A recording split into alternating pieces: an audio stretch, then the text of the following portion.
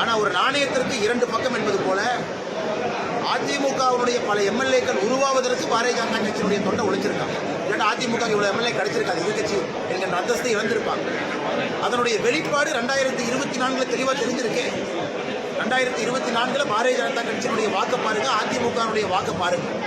அப்படி இருக்கும் பொழுது அரசியல் தெரிந்த யாருக்குமே தெரியும் அதிமுக வாங்கியிருக்கக்கூடிய எம்எல்ஏக்கள் எத்தனை எம்எல்ஏக்கள் பாரதிய ஜனதா கட்சியினுடைய தொண்டர்கள் கொடுத்தாங்கன்னு அவங்களுக்கு தெரியும். அதனால் வாக்கு சதவீதம் 3 வருஷத்துல அப்படியே மாறிடுமா அவங்களுக்கு தெரியும். அதனால் இன்னைக்கு அதிமுக தன்னுடைய நிலைமையை பார்த்து அவர்கள் பரிதாபப்பட்டுக் கொள்ள வேண்டும்.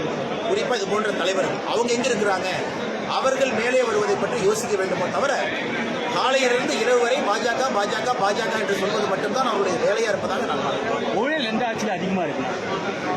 தமிழ்நாடு நான் தொடர்ந்து சொல்வது, தமிழ்நாடு என்பது ஊழல் நிறைந்த ஒரு மாநிலமாக மாறிவிட்டது.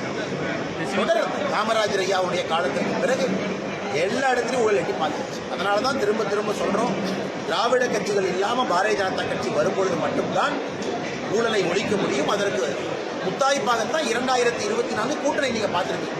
அதனால தான் நம்ம கூட்டாட்சின்னு சொல்றோம். 2026 இந்த 2024 கூட்டணியே இந்த ஊழலை ஒழிக்கணும், திராவிட கட்சிகள் இல்லாத ஒரு மாற்று அரசியலை தமிழகத்தில் கொண்டு வர வேண்டும் என்றுதான் அந்த என்டிஏ கூட்டணியை தமிழகத்தில் உருவாச்சு. அது நிச்சயமாக 2026 பெரிய மாற்றத்தை கொடுக்கும். அது வரைக்கும் என்ன வேணாலும் பேசிக்கலாம். அதிமுகவுடைய சக்தி உங்களுக்கு தெரியும், எனக்கு தெரியும். வாக்கு சதவீதம் மூலமாக வெளிப்பட்டிருக்கிறது.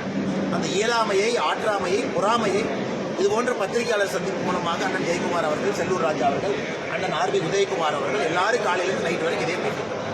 நன்றி, சாப்பிட்டு போங்க.